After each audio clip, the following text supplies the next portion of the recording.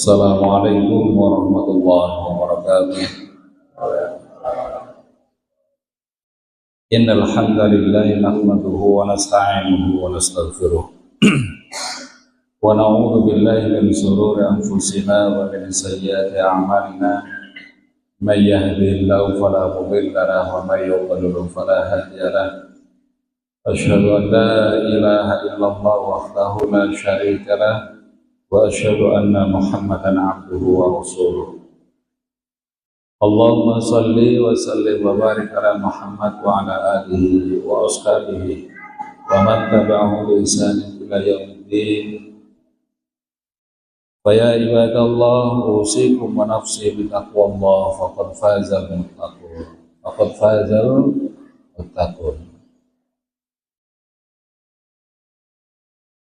Alhamdulillah,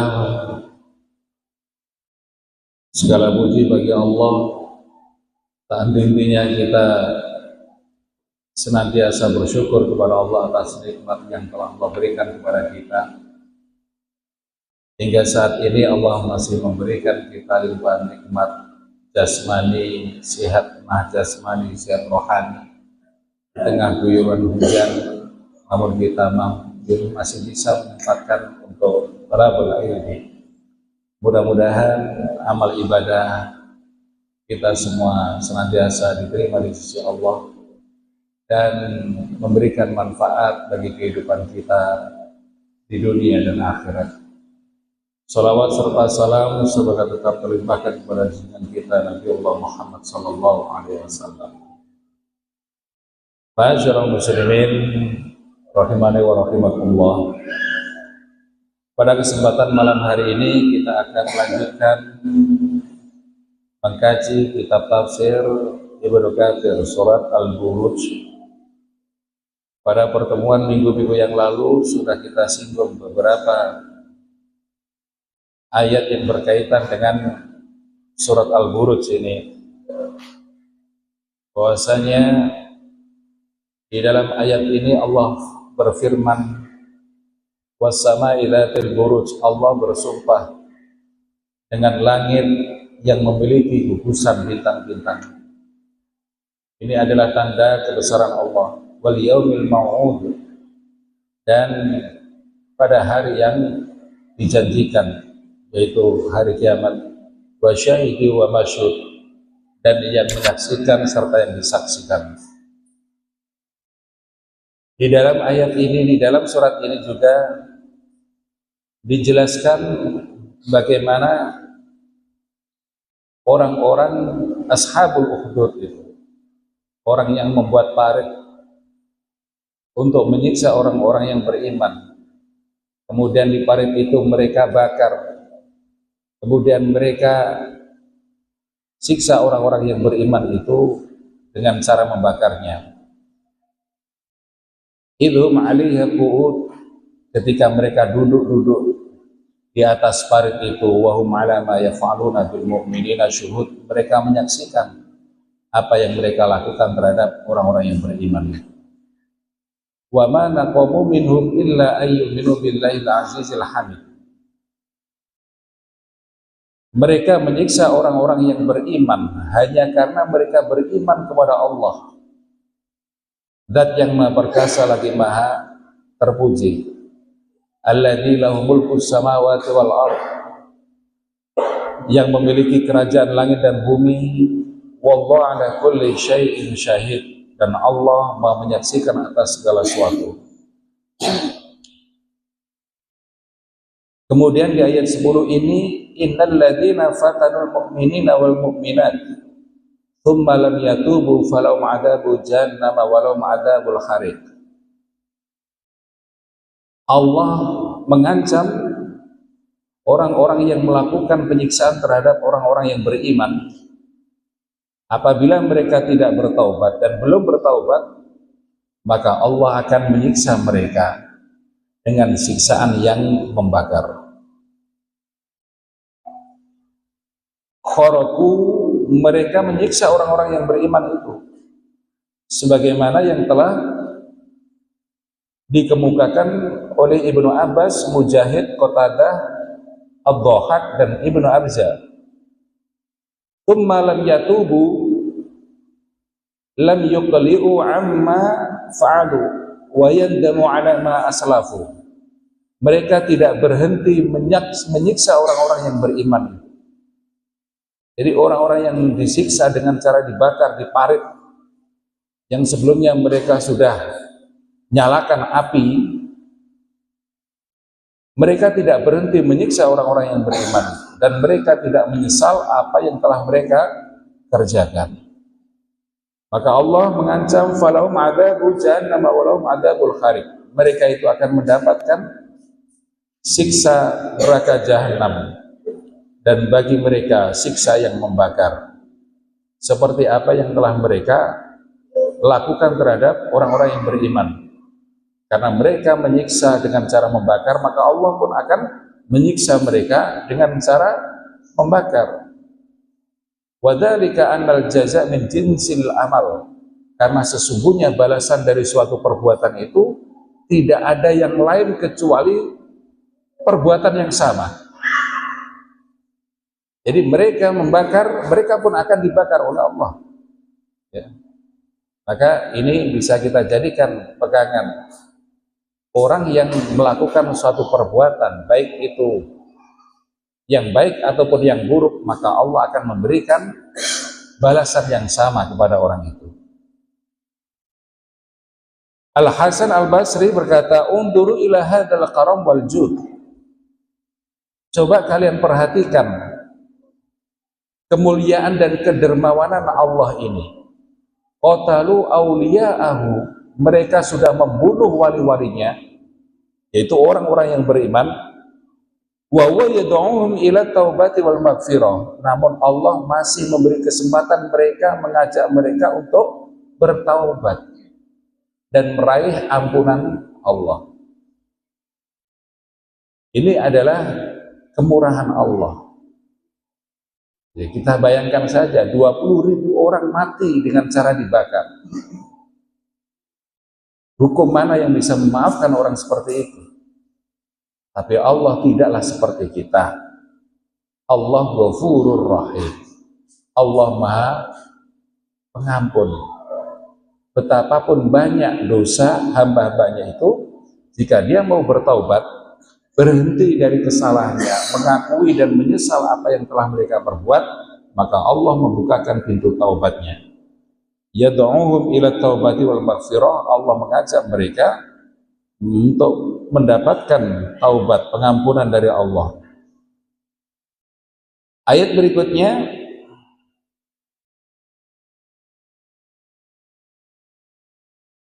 yaitu ayat ke-11, yukhbirullah ta'ala an ibadil mu'minin.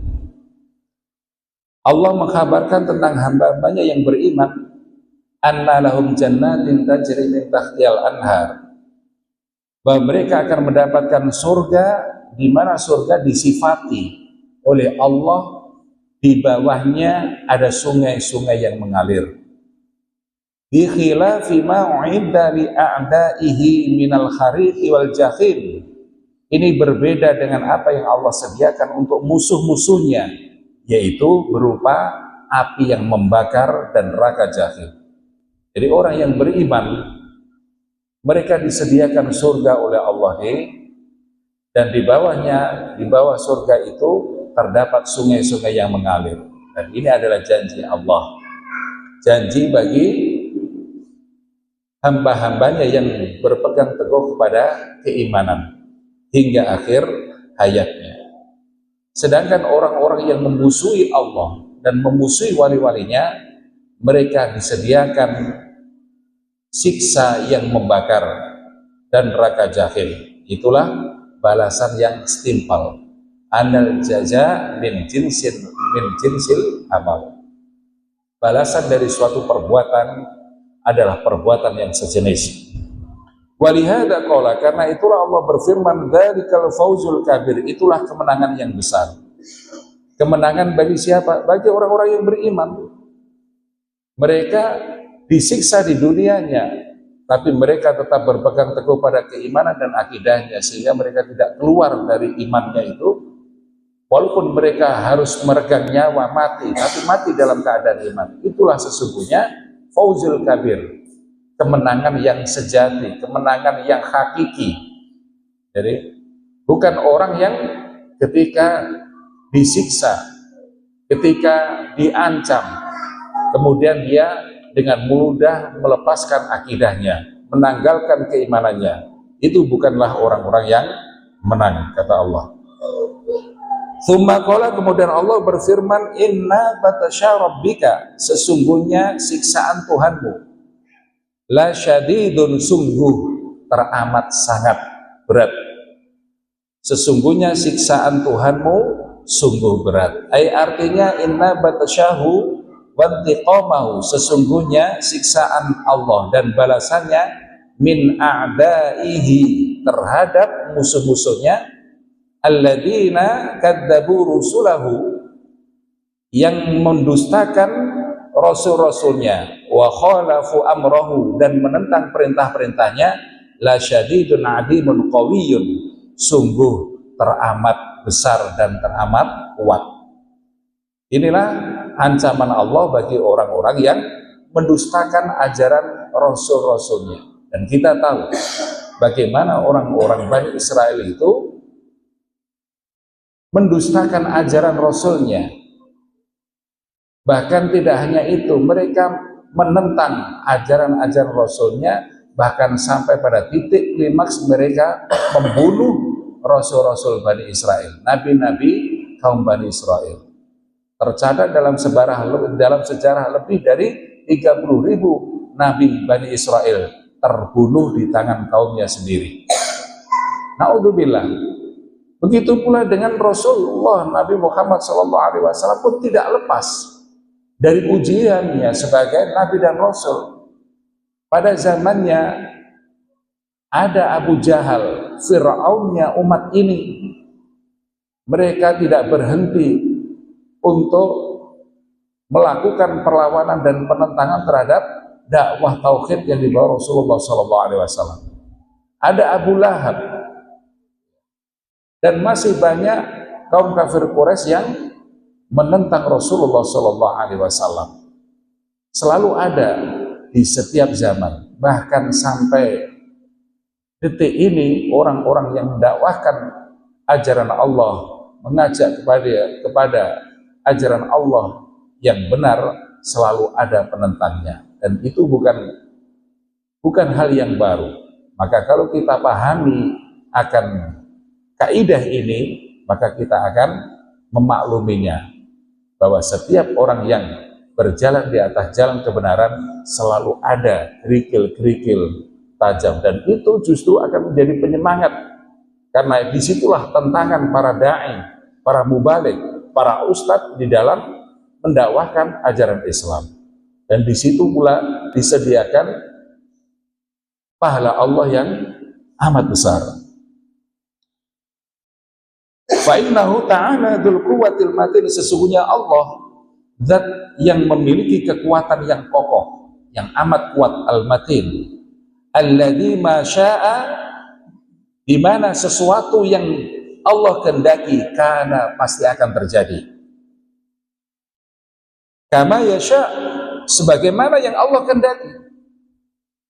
Jadi Allah kalau menghendaki sesuatu, karena ma yasha, pasti akan terjadi apa yang dikehendaki Allah. Fi mithli lamhil basar, hanya dalam sekejap mata. Au huwa aqrab, atau mungkin lebih cepat dari itu. Dan inilah kekuasaan Allah.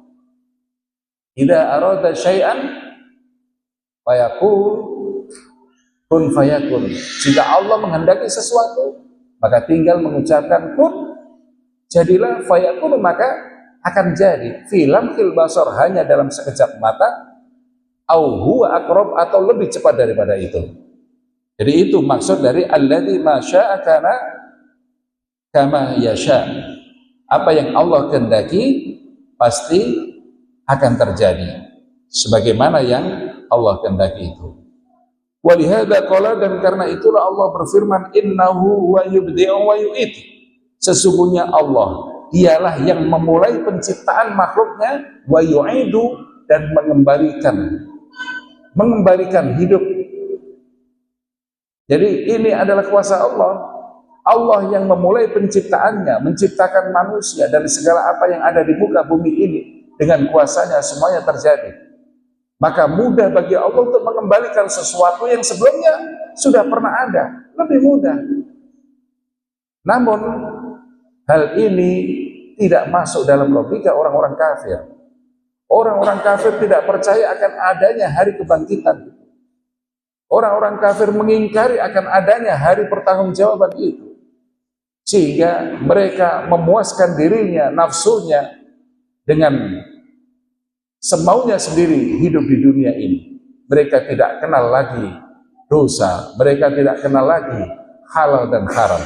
Karena mereka anggap kehidupan manusia hanya sebatas kehidupan dunia. Selesai dunia, selesai juga semua urusan. Sehingga mereka menanyakan, aina lafi khalqin jadid. Apa mungkin kita bisa hidup kembali dalam bentuk yang baru lagi? Mereka mengingkari itu. Namun bagi orang yang beriman, orang yang senantiasa mempercayai bahwa akan adanya hari kebangkitan, akan adanya hari kiamat, dan itu bagian dari rukun iman yang wajib kita percayai. Dianggap belum sempurna iman seseorang sebelum mempercayai akan adanya hari kebangkitan itu. Karena disitulah letak di mana manusia akan memiliki rasa tanggung jawab atas apa yang telah dia perbuat selama hidupnya di dunia. Kebaikan yang dia lakukan, maka dia akan mendapatkan kebaikan itu kelak di akhirat. Begitu pula keburukan, kejahatan. Semua kejahatan dan keburukan tidak serta-merta Allah lupakan begitu saja. Allah akan mintai kita pertanggungjawaban. Innal basara wal fuada kullu ulaika kana anhu mas'ula. Sesungguhnya apa itu pandangan, innas sam'a wal basara wal fuada kullu ulaika kana anhu mas'ula. Pendengaran kita, penglihatan kita, hati kita, semua itu akan dimintai pertanggungjawaban di hadapan Allah Subhanahu wa ta'ala. Dan bagi orang yang beriman harus percaya akan adanya hari pertanggungjawaban itu, sehingga itu akan menjadi kontrol bagi kehidupan kita menjadi lebih baik. Innahu wa yubdi'u wa yu'id. Dialah Allah yang memulai penciptaannya dan mengembalikan lagi penciptaan itu. Artinya min quwwatihi wa qudratihi. Itu semua berkat karena kekuatan dan kudrah Allah. Wa qudrati tamah, kekuasaan Allah yang sempurna. Yubdi'ul khalqa, memulai penciptaannya. Tsumma yu'idu, kemudian mengembalikannya lagi, membangkitkannya lagi, kama bada'u, sebagaimana semula Allah memulainya. Bila mumani'in wala mudafi'in, tanpa ada halangan, tanpa ada yang menghalangi, dan tanpa ada yang mencegahnya. Ya, tidak ada yang bisa menghalangi apa yang menjadi kehendak Allah. Ya. Jadi Allah akan membangkitkan manusia untuk dimintai pertanggungjawaban. Dan kalau kita perhatikan ikhwanu fillah yang dirahmati Allah, setiap ayat Al-Quran yang membahas tentang hari kebangkitan selalu diawali dengan proses penciptaan manusia itu.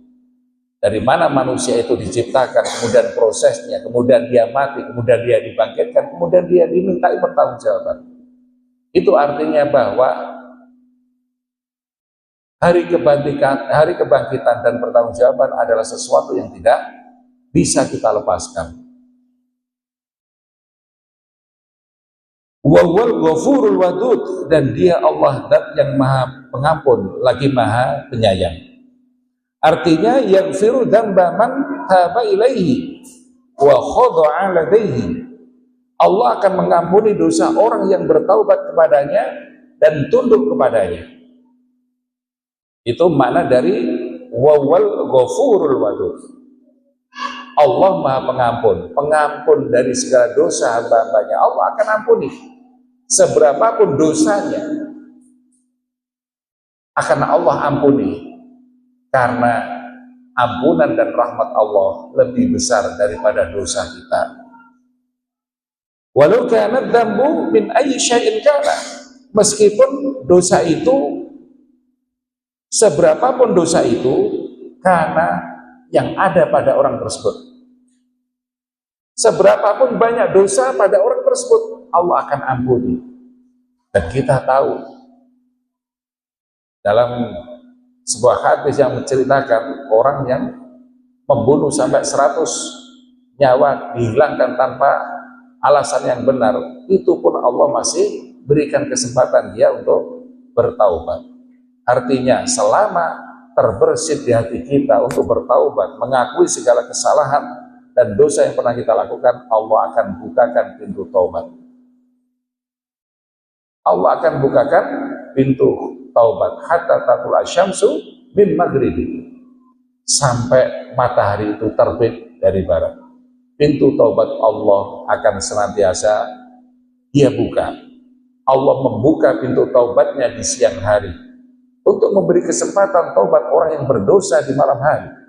Dan Allah buka pintu taubatnya di malam hari untuk memberi kesempatan menerima taubat orang yang berdosa di pagi harinya atau di siang harinya. Dan itu berlangsung hatta taqul asyamsu min maghribi, sampai matahari terbit dari barat. Jikalau matahari terbit dari barat, maka sudah tidak ada lagi kesempatan kita bertaubat. Maka dari itu, ikhwanu fillah yang dirahmati Allah Subhanahu wa taala, wala ta'asu min rauhillah, jangan pernah kita berputus asa dari rahmat Allah. Seberapapun dosa yang pernah kita lakukan, cukup hanya kita sendiri yang tahu dan Allah Subhanahu wa taala. Jika dosa kita terkait dengan hak Adam, maka kita harus minta ridhonya. Jika kita pernah mengganggu kehormatannya, kita minta maaf, minta halalnya. Jika kita pernah mengambil barang miliknya, maka kita harus kembalikan lagi itu. Dan kita berjanji untuk tidak mengulangi. Selama kita mau bertaubat, Allah akan bukakan pintu maafnya. Kullu bani Adam khata'un wa khairul khata'ina at-tawwabun. Semua manusia pasti pernah berbuat salah.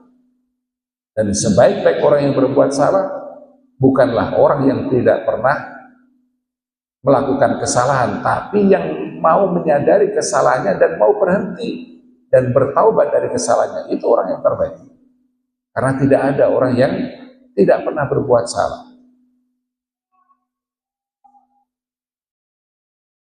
Kemudian wal wadud, Allah Maha Pengasih. Qala Ibnu Abbas wa ghairuhu, dikatakan Ibnu Abbas dan yang lainnya, yang dimaksud dengan al-wadud adalah al-hadid, yaitu Allah Maha Pengasih. Dzul arsy, yang memiliki arsy. Ai artinya sahibul arsy, Allah yang memiliki arsy. Jadi arsy Allah, itulah arsy Allah. Al-mu'azzami al-ali, yang agung dan yang tinggi, ala jami'il khalaiki, di atas semua makhluk-makhluknya. Jadi arsy Allah, Masya Allah, sangat besar. Jadi bumi yang kita tempati ini bagaikan cincin yang dibuang di tengah gurun pasir jika dibanding dengan langit yang pertama. Langit yang pertama seperti cincin yang dibuang di tengah padang pasir jika dibanding dengan langit yang kedua. Dan begitulah seterusnya sampai arsy Allah itu. Maka betapa besarnya Allah itu. Allahu Akbar. Wal majidu, dan lafadz al-majid yang artinya yang maha mulia. Yang mulia, al-majidu bermakna yang mulia. Fihi qiraatani, ada dua model bacaan, yaitu ar-raf'u al-majidu, dibaca rafa, ala annahu sifatu li rabbi, karena dia sebagai sifat Rabb. Jadi dzul arsy al-majidu, dunya itu dibaca rafa karena sifat dari du. Jadi du itu adalah mensifati dari Rabb itu.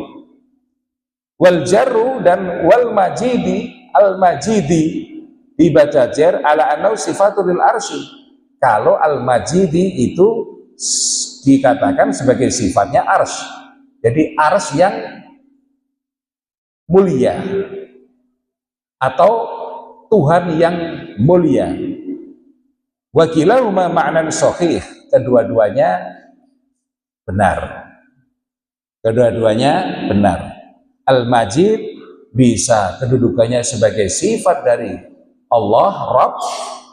Jadi Rabb yang maha mulia, atau Al-Majid bisa menjadi sifat atau na'at bagi Al-Arsh, Dzul Arsy Al-Majidi.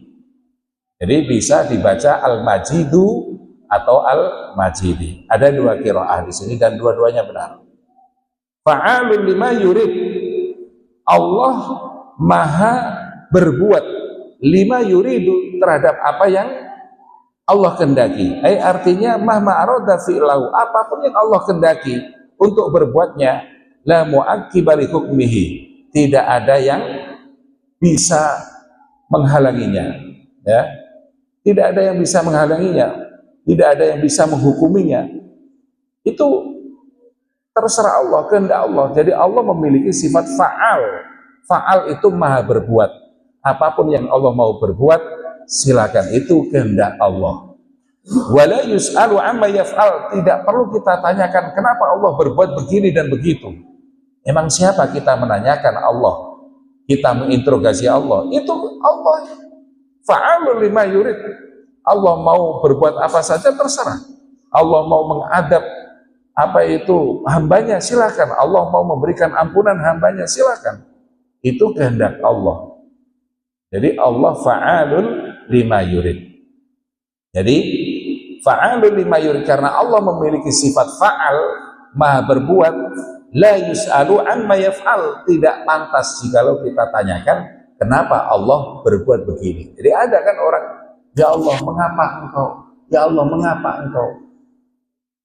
Ya biarin aja, Allah mau berbuat apa, nggak perlu kita tanyakan ya Allah mengapa engkau. Itu mana fa'alun lima yurid, Allah maha berbuat terhadap apa yang dia kendaki. Li'azamatihi wa qahri wa hikmati wa adlihi, karena keagungannya, Allah maha agung. Wa qahri, dan Allah maha perkasa. Wa hikmati, Allah maha bijaksana. Wa adli, Allah maha adil. Jadi suka-suka Allah mau berbuat apa terhadap hambanya, mau berbuat apa terhadap makhluknya, itu suka Allah. Tidak ada hak kita untuk menanyakan kenapa Allah berbuat begini dan begitu. La yus'alu amma yaf'al. Tidak pantas jikalau kita tanyakan mengapa Allah berbuat demikian. Kama ruwayna an Abi Bakar As-Siddiq, sebagaimana yang kami riwayatkan dari sahabat Abu Bakar As-Siddiq, annau qila lahu, sesungguhnya ditanyakan kepadanya, wa huwa fi maradil maut, ketika dia dalam sakaratul maut, jadi ketika dia menjelang ajal. Abu Bakar ketika sakitnya, dan sakit itu sebagai sabab daripada dia diambil oleh Allah Subhanahu wa taala. Dia pernah ditanya, hal nadhara ilaika tabib, apakah tabib telah memeriksa kamu? Apakah kamu sudah diperiksa oleh dokter? Wahai Abu Bakar, qala, dia bilang, nah, iya, aku sudah diperiksa oleh dokter. Lalu kemudian mereka menanyakan lagi, fama qala laka, lalu apa katanya? Apa kata dokter kepadamu? Qala li, dia berkata kepadaku, inni fa'alun lima urid. Sesungguhnya aku maha kuasa untuk berbuat apa yang aku kehendaki. Nah ini. Jadi Abu Bakar menukil dari ayat ini. Sama, Allah maha kuasa untuk melakukan apapun yang ia kehendaki. Dokter juga begitu. Dokter ketika ditanya, wahai Abu Bakar, apa yang dikatakan dokter kepadamu? Inni fa'alun lima yurid. Sesungguhnya aku maha kuasa untuk melakukan apapun yang aku kehendaki. Ikhwanu fillah yang dirahmati Allah Subhanahu wa taala.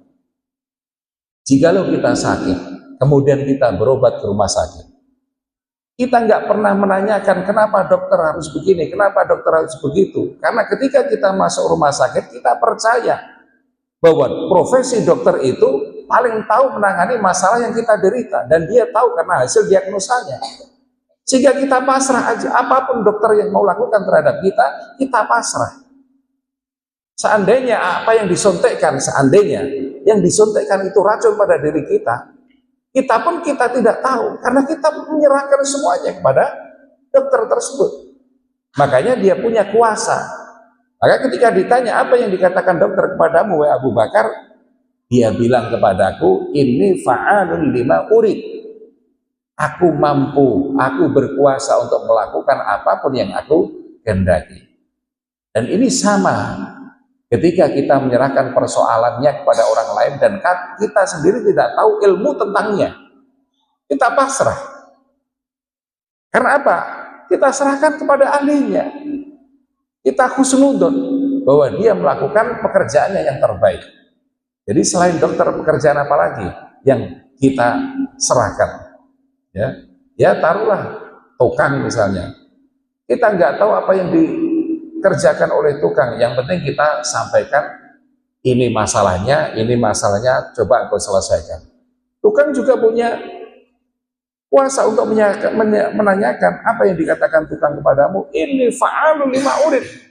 Aku berkuasa untuk melakukan apapun yang aku kehendaki. Karena dia paling tahu apa yang diputuskan. Nah, cuma beda makhluk dengan Allah. Bedanya apa? Itu tadi. Kalau Allah itu melakukan itu li'adhamati wa qahri wa hikmati wa adlihi. Karena Allah, kita tahu agungnya Allah bagaimana perkasanya Allah, sehingga tidak ada yang bisa menghalangi jika Allah sudah berkehendak. Dan Allah itu maha bijaksana. Kita yakin apapun keputusan Allah itu pasti baik. Pasti baik buat kita semuanya. Tapi kenapa dikasih bencana? Bencana itu baik. Karena bencana itu mengingatkan kita agar kembali kepada Allah. Kan kita sebagian orang saja yang menganggap bahwa bencana itu buruk. Karena dia melihat dohirnya saja. Padahal dibalik itu, semua yang datang berupa bencana, musibah, dan lain sebagainya, Allah tujukan untuk mengajak kita kembali kepada jalan Allah. Kalau begitu, bencana tidak seluruhnya, tidak semuanya buruk bagi manusia. Kita diberi sakit, tidak serta-merta bahwa sakit yang kita derita itu buruk bagi kita. Dan disinilah letak wa hikmatihi, kebijakan Allah, kebijaksanaan Allah. Bahwa memberikan sesuatu itu pasti ada kebaikan di dalamnya. Dan kalau kita sakit, maka sakit itu akan menjadi penebus dosa-dosa dan kesalahan kita jikalau kita mau sabar.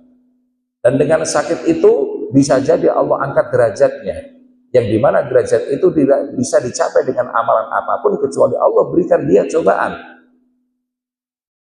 Nah inilah rahasia-rahasianya. Jika Allah yang melakukan, kita wajib husnudon. Husnudon karena kita tahu sifat baik Allah. Ya. La yamutu ahadukum illa wa huwa yuhsinu dzanna billahi ta'ala. Jangan sampai kalian mati kecuali dalam keadaan husnudon kepada Allah. Jadi hadis ini melarang kita suudzon kepada Allah. Karena keputusan Allah selalu yang terbaik. Selalu yang terbaik. Hanya kita mencari apa hikmah di balik itu. Karena Allah maha bijaksana. Wa adlihi, dan Allah juga maha adil. Apapun keputusan Allah pasti adil. Ya, tinggal kita cari di mana letak keadilannya. Apa yang diucapkan oleh Abu Bakar itu sebagai contoh saja, bahwa orang yang kita percaya untuk melakukan sesuatu karena dia profesional, maka dia akan bisa mengatakan inni fa'alun lima urid, sesungguhnya aku mampu melakukan apa saja yang aku kehendaki. Ya. Wa qauluhu, dan firman Allah, hal ataka hadithul junud Fir'aun wa Thamud, apakah telah datang kepadamu cerita tentang bala tentara, al-junud, jamak dari jundun. Apakah telah datang kepada kalian, kepadamu wahai Muhammad, kisah atau berita tentang bala tentara yang menentang? Siapa itu? Fir'aun wa Thamud. Fir'aun wa Thamud. Fir'aun dan Thamud, kaum Thamud. Jadi Fir'aun disebut nama orangnya, tapi itu mewakili dari kaumnya juga, penentang Allah Subhanahu wa ta'ala, penentang ajaran Rasulnya. Artinya, hal balagoka, apakah telah sampai kepadamu ma ahallallahu bihim, apa yang Allah halalkan kepada mereka, minal ba'si, berupa siksaan. Artinya, apakah telah sampai kepadamu wahai Muhammad apa yang Allah halalkan berupa siksa itu menimpa mereka? Artinya Allah halalkan siksa itu menimpa kepada orang-orang yang penentang-penentang itu. Wa anzala alaihi minan naqmati allati lam yarudda anhum ahadun, dan Allah menurunkan kepada mereka balasan yang tidak ada seorang pun mampu menolaknya. Apakah telah sampai kabar itu kepadamu Muhammad? Wa hadza taqrirun liqaulihi, ini adalah penegasan. Ayat ini adalah penegasan dari ayat sebelumnya, inna batasya rabbika lasyadid, sesungguhnya siksaan Tuhanmu sangatlah pedih, sangat keras, sebagaimana siksaan yang Allah berikan timpakan kepada Fir'aun dan bala tentaranya serta kaum Thamud. Bagaimana Allah timpakan siksa itu kepada dua kaum penentang ini.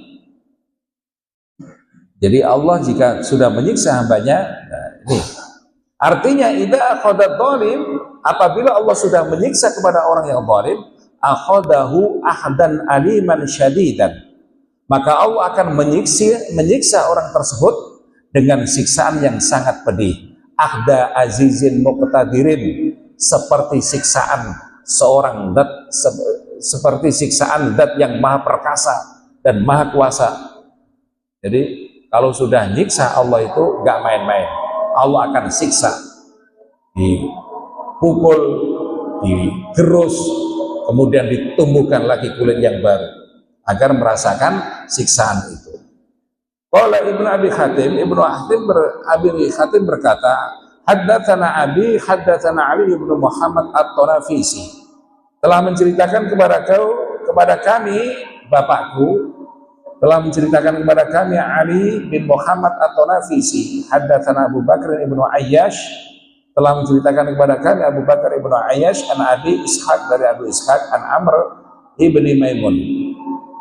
Qala, berkata Amr ibnu Maimun, marran nabiyyu, suatu hari Rasulullah pernah melewati ala mura'atin, melewati seorang perempuan, takra'u, kemudian perempuan itu membaca, perempuan itu sedang membaca, hal ataka hadithul junud, apakah telah datang kepadamu kabar tentang bala tentara yang menentang itu. Mendengar itu faqama yasma'u, mendengar itu Rasulullah langsung berdiri dan mendengarkan, lalu menjawab, na'am qad ja'ani, ya aku telah mendengarnya, telah datang kepadaku kisah cerita tentang bala tentara yang menentang Allah, Fir'aun wa Thamud, yaitu Fir'aun dan bala tentaranya serta kaum Thamud. Jadi ini ayat ini ketika dibaca oleh perempuan tadi, kan ada kata-kata hal, apakah, jadi ayat, yaitu harfu istifham, apakah telah datang kepadamu berita tentang bala tentara yang menentang itu, yaitu Fir'aun dan kaum Tsamud. Nabi Muhammad yang ketika itu sedang lewat dan mendengar ayat itu dibaca, langsung berdiri dan menjawab, "Na'am, qad ja'ani." Iya, aku telah mendengarnya, telah datang berita itu kepadaku. Jadi ini apa itu? Persaksian Rasulullah bahwa ayat itu telah sampai kepadanya. Wa qawlu, dan firman Allah, balil ladzina kafaru fi takdzib, akan tetapi orang-orang kafir itu selantiasa berada dalam kedustaan. Walaupun sudah tahu semuanya itu, orang kafir tetap mendustakan ayat-ayat Allah, mendustakan ajaran-ajaran Rasulullah sallallahu alaihi wasallam. Aihum fi syakkin wa raibin wa kufrin wa inadin. Mereka itu dalam keraguan-raguan, kebimbangan, keingkaran, dan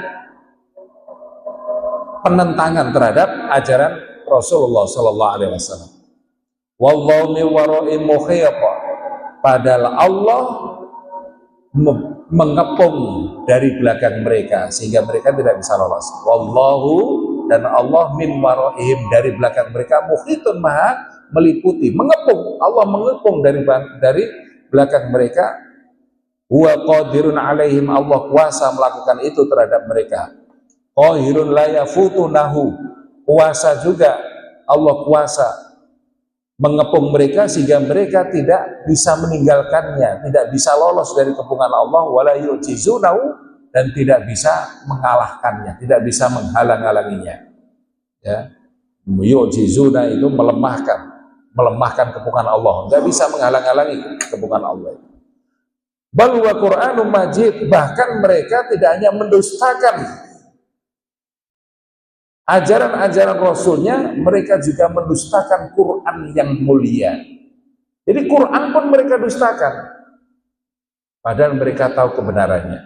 Setiap Quran dibaca di depan orang-orang kafir, mereka itu mengakui bahwa itu bukan bikinan Muhammad, itu bukan syair yang biasa dibuat oleh para ahli syair Arab, karena itu berbeda. Mereka yakin bahwa itu adalah ayat-ayat suci, dan ini sudah berkali-kali didengarkan sehingga banyak orang-orang kafir seperti Abu Jahal, pentolannya itu, diam-diam mendengarkan bacaan siapa? Rasulullah Shallallahu Alaihi Wasallam. Mereka diam-diam, orang-orang pentolan orang kafir itu secara diam-diam mendengarkan bacaan Al-Quran. Termasuk ketika Umar Ibnul Khattab, dia juga masuk Islam gara-gara mendengar bacaan ayat Al-Quran. Ini menunjukkan bahwa Al-Quran itu adalah mukjizat Allah, kalamullah, alladzi munazzal ala Rasulillah wal muta'abbad bi tilawati. Al-Quran itu adalah kalamullah yang diturunkan Allah kepada Nabi Muhammad lantaran malaikat Jibril, dan siapapun yang membacanya akan bernilai pahala. Jadi Al-Quran bukanlah bikinan ahli syair atau bikinan Rasulullah Muhammad SAW. Walaupun demikian, bal huwa Qur'anun Majid, bahkan Al-Quran pun mereka dustakan. Artinya adimun karimun, majid di mana? Adimun karimun, yang maha agung lagi maha mulia, yang agung lagi mulia. Fi lauhim mahfuz. Al-Quran itu ada di Lauh Al-Mahfuz. Lauh Al-Mahfuz yaitu di tempat yang terjaga, yang dijaga oleh malaikat. Artinya huwa fil mala'il a'la. Quran itu ditempatkan di tempat yang paling tinggi, mahfudun, dijaga, yang terjaga keautentikannya, keasliannya. Minaziyadati, dari penambahan, wa naqsi, dari pengurangan, wa takhrifi, dari penyelewengan, wa tabdili, dari perubahan. Jadi Al-Quran ini satu-satunya kitab Allah, kalamullah, yang sampai hari ini, sampai detik ini, bahkan sampai hari kiamat, keautentikannya, keasliannya akan dijaga terus oleh Allah Subhanahu wa Ta'ala. Berbeda dengan kitab-kitab suci lainnya seperti Zabur, Taurat, Injil, apalagi sudah mulai banyak perubahan-perubahan, campuran dengan akal pikiran para pendeta dan paus mereka. Sudah tidak murni lagi. Satu-satunya kitab suci yang masih murni adalah Al-Quran. Kalaupun ada orang yang berusaha untuk merubah atau mengubah-ubah tulisannya atau maknanya, pasti ketahuan. Dan itu janji Allah, inna nahnu nazzalna dzikra wa inna lahu lahafidun. Sesungguhnya kami yang turunkan Al-Quran, kami pula yang menjaganya. Bagaimana cara Allah menjaga Al-Quran? Sekarang banyak anak-anak kita, putra-putri kita yang berlomba-lomba menghafalkan Al-Quranul Karim. Dan ini adalah bagian dari penjagaan Allah terhadap keaslian Al-Quran itu. Jadi itu mahfudun, itu artinya Al-Quran itu terjaga minaz ziyadati wa naqsi wa takhrifi wa tabdili, terjaga dari penambahan, pengurangan, dari penyelewengan dan perubahan apapun. Qala Ibnu Jarir berkata, haddatsana Amr, telah menceritakan kepada kami Amr bin Ali, telah menceritakan kepada kami Qurrah ibnu Sulaiman, telah menceritakan kepada kami Harb bin Suraij, telah menceritakan kepada kami Abdul Aziz ibnu Syuhaib dari Anas bin Malik tentang firman Allah, bal huwa Qur'anun majid fi lauhin mahfuz. Bahkan Al-Quran yang mulia itu yang Allah tempatkan di lauh al-mahfuz, yaitu qala innal lauh al-mahfuz, sesungguhnya al-lauh al-mahfuz alladzi dzakarallah, sebagaimana yang disebutkan Allah, bal huwa Qur'anun majid fi lauhin mahfuz fi jabhati Israil. Lauh al-mahfuz itu ada di keningnya malaikat Israfil. Al-Mahfud, Lauh Al-Mahfud. Sementara pendapat Ibnu Abi Hatim, dia berkata, telah menceritakan kepadaku bapakku, telah menceritakan kepada kami Abu Soleh, telah menceritakan kepada kami Muawiyah bin Soleh. Sesungguhnya Abul A'yash, dia adalah Abdurrahman ibnu Salman, dia berkata, ma min syai'in qadallahu Al-Qur'anu fama qablahu wa ma ba'dahu illa wa huwa fil lauhil mahfuz. Tidak ada sesuatu pun yang Allah tetapkan ya pada Al-Qur'an ataupun kitab-kitab sebelumnya atau kitab-kitab setelahnya ya, illa wa huwa fil lauhil mahfuz, kecuali semuanya tersimpan di dalam Lauh Al-Mahfuz. Jadi semuanya itu tersimpan di dalam Lauh Al-Mahfuz, kitab-kitab samawi. Wal Lauhul Mahfuz baina ainai Israfil, dan Lauh Al-Mahfuz itu tempatnya di antara kedua mata malaikat Israfil. Kedua mata malaikat Israfil itu tempatnya Lauh Al-Mahfuz, la yu'danu lahu bin nadhari fihi, tidak ada seorang pun yang diizinkan untuk melihatnya. Jadi itu mana Al-Lauh Al-Mahfuz. Sedangkan Hasan Al-Basri berkata, inna hadzal Qur'an majid indallahi fi lauhin mahfuz, sesungguhnya Quran yang mulia ini di sisi Allah ada ditempatkan di Lauh Al-Mahfuz, yunazzilu minhu ma yasha'u ala man yasha' min khalqi, yang Allah turunkan Al-Quran itu kepada orang yang dikehendakinya di antara makhluk-makhluknya. Jadi Allah itu turunkan Al-Quran kepada Nabi Muhammad, ya Nabi Muhammad yang dikehendaki Allah. Gak usah kita tanyakan kenapa bukan saya yang jadi nabi, kenapa bukan si Anu, kenapa bukan si A, si B. Allah yang memilih hambanya untuk mendapatkan mukjizat Al-Quran itu, ya biarkan Allah. Allah memilih Nabi Muhammad. Allah fa'alul lima yurid. Allah maha berbuat atas apa yang dia kehendaki. Wa qad rawal Baghawi min tariq Ishaq ibn Bishr akhbarani Muqatil ibnu wa ibnu Jurayj an Mujahid an Ibnu Abbas qala innahu fi sadril lauh la ilaha illallah wahdahu dinuhul Islam wa Muhammadun abdu wa rasuluh. Di tengah-tengah lauh, di tengah-tengah lembaran itu, di tengah lauh itu ada tulisan la ilaha illallah wahdah. Tidak ada Tuhan selain Allah, hanya Allah semata. Dinul Islam, agamanya Islam. Muhammad adalah hambanya dan rasulnya. Faman amana billahi, barang siapa yang beriman kepada Allah, wa saddaqa biwa'dihi, serta membenarkan janji-janjinya, wa taba'a rusulahu, kemudian mengikuti utusannya, adkhalahul jannah, maka Allah akan masukkan dia ke dalam surga. Jadi itu tertulis di dalam Lauhul Mahfuz. Jadi orang yang beriman kepada Allah, membenarkan janjinya, mengikuti ajaran Rasulnya, Allah janjikan akan masuk ke dalam surga. Kemudian dia berkata lagi bahwa al-lauh lauhun min durratin baydha. Yang disebut al-lauh adalah lembaran yang terbuat dari mutiara yang warnanya putih. Itu lauh. Jadi lauh tuluhu ma baina samai wal ard, yang panjangnya antara langit dan bumi. Wa arduhu ma bainal masyriqi wal maghrib, dan lebarnya antara timur dan barat. Itu lauh, luas antara langit dan bumi, lebarnya selebar timur dan barat. Wa hafatahu duru wal yakut, dan tepi-tepinya lauh itu terdiri dari mutiara-mutiara dan yakut. Wadafatuhu yakutatun khamra'u, dan sampulnya terbuat dari yakut merah. Wa qalamuhu nurun, kolamnya, penanya itu terbuat dari cahaya. Wa kalamuhu ma'qudun bil arsy, dan kalamnya itu ditulis di arsy. Wa aslu fi hijril malak, dan pokoknya ada di pangkuan malaikat.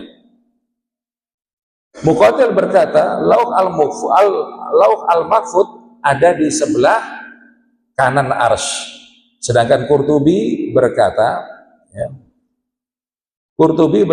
telah menceritakan kepada kami Muhammad ibnu Uthman bin Abi Syaibah, telah menceritakan kepada kami Minjab ibnul Harith, telah menceritakan kepada kami Ibrahim bin Yusuf, telah menceritakan kepada kami Ziyad bin Abdullah, dari Laith, dari Abdul Malik ibnu Sa'id bin Zubair, dari bapaknya, dari Ibnu Abbas. Hadis yang bersumber dari sahabat Ibnu Abbas, bahwasanya Rasulullah SAW bersabda, Innallaha khalaqa lauhan mahfudan, sesungguhnya Allah telah menciptakan lauhul mahfud min durratin baydha, yaitu dari mutiara yang warnanya putih. Safahatuha min yakutatin hamra, lembaran-lembarannya terbuat dari yakut merah. Qalamuhu nurun, penanya terdiri dari cahaya. Wa kitabu nurun, dan tulisannya terbuat dari cahaya. Lillahi fi kulli yaumin situna wa thalathumiyatu lahdatin. Setiap hari Allah mengutus kepada Lauh al-Mahfuz itu untuk mencatat sebanyak 360 yang berisi tentang yakhluqu wa yarzuqu wa yumitu wa yuhyi wa yu'izu wa yudhillu wa yaf'alu ma yasha, tentang penciptaan, tentang rezeki, tentang kematian, tentang kehidupan, tentang kemuliaan dan penghinaan. Semuanya tertulis di dalam Lauhul Mahfuz. Siapa hari ini yang dimuliakan, siapa hari ini yang dihinakan, siapa hari ini yang mati, siapa hari ini yang hidup, lahir, siapa hari ini yang mendapatkan rezeki banyak, rezeki sedikit. Semuanya tertulis dalam Lauh al-Mahfuz. Setiap hari Allah perintahkan Lauh al-Mahfuz mencatat 360 tentang penciptaan, tentang rezeki, tentang kematian, tentang hidup, tentang kemuliaan, tentang penghinaan. Wa yaf'alu ma yasha, dan Allah berbuat apapun yang Dia kehendaki. Jadi di dalam surat Al-Buruj ini, ikhwanu fillah yang dirahmati Allah Subhanahu wa taala, sebagai kilas balik bahwa ini terdiri dari tanda-tanda kekuasaan Allah. Allah Maha Kuasa, ya. Menjelaskan tentang kekuasaan Allah. Kemudian di dalam ayat, di dalam surat ini juga Allah menjelaskan tentang hamba-hambanya yang disiksa karena mereka beriman kepada Allah. Lalu Allah juga menceritakan tentang bagaimana Allah menyiksa orang-orang yang berbuat zalim, orang-orang yang berbuat zalim, dan Allah memberikan kabar gembira berupa surga kepada hamba-hambanya yang tetap berpegang kepada keimanan. Dan di dalam ayat ini, di dalam surat ini juga menjelaskan tentang Allah berkehendak untuk melakukan sesuatu apa pun yang Ia kehendaki, dan akhir dari kebinasaan terhadap orang-orang yang menentang ajaran Allah dan Rasul-Nya. Mudah-mudahan kita semuanya senantiasa dilindungi oleh Allah dan dijadikan bagian dari hamba-hambanya yang taat di dalam berpegang kepada keimanan dan akidah kita. Demikian yang bisa saya sampaikan, kurang lebihnya mohon maaf. Hadanallahu wa iyyakum ajma'in. Subhanakallahumma wa bihamdika asyhadu an la ilaha illa anta astaghfiruka wa atubu ilaik. Wassalamualaikum warahmatullahi wabarakatuh.